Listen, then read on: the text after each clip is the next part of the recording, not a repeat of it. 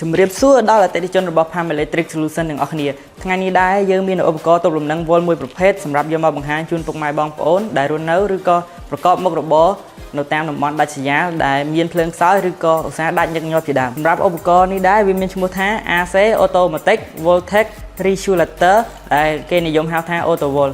នៅខាងស្ដាំដៃនេះដែរជា brand របស់ Metsura ដែលជាផលិតផលរបស់ប្រទេសជប៉ុនវាដំណើរការបានយ៉ាងល្អឥតខ្ចោះសម្រាប់ការពារឧបករណ៍អគ្គិសនីរបស់លោកអ្នកពីការខូចខាតដោយសារភ្លើងឡើងចុះនិងឧស្សាហ៍ដាច់ញឹកញាប់ជាដើមបើមិនខូចនោះទេវាក៏បង្កឲ្យឧបករណ៍ឆាប់អស់ lifetime ផងដែរឧទាហរណ៍ងាយស្រួលយល់សម្រាប់អំពូលភ្លើងដែលមាន lifetime ក្នុងការប្រើប្រាស់រយៈពេល 50000 ម៉ោងប៉ុន្តែប្រសិនបើ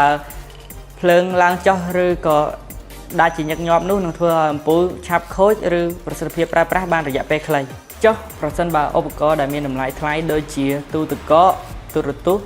ម៉ាស៊ីនត្រជាក់វិញអញ្ចឹងពុកម៉ែបងប្អូនអាចគិតគូរពិចារណាទៅលើចំណុចនេះដែរតោះមកមើលការធ្វើតេស្តសាកល្បងអំពីសមត្ថភាពរបស់ Metsura ជាមួយខ្ញុំទាំងអស់គ្នាឥ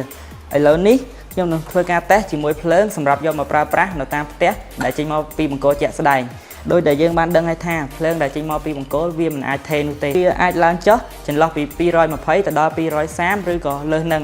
ហើយក៏អាចធ្លាក់មកក្រោម220ផងដែរហើយនៅពេលដែលយើងភ្ជាប់ភ្លើងជាមួយឧបករណ៍នេះហើយនោះភ្លើងចេញមកវិញគឺ220ថេរសម្រាប់ពុកម៉ែបងប្អូនដែលកំពុងមានតម្រូវការប្រើប្រាស់ឬព័ត៌មានបន្ថែមក៏ដូចជាសិក្សាយោបល់អាចតាក់ទងមកកាន់ក្រុមហ៊ុនយើងខ្ញុំបានដោយឥតគិតថ្លៃសូមអរគុណនិងសូមជម្រាបលា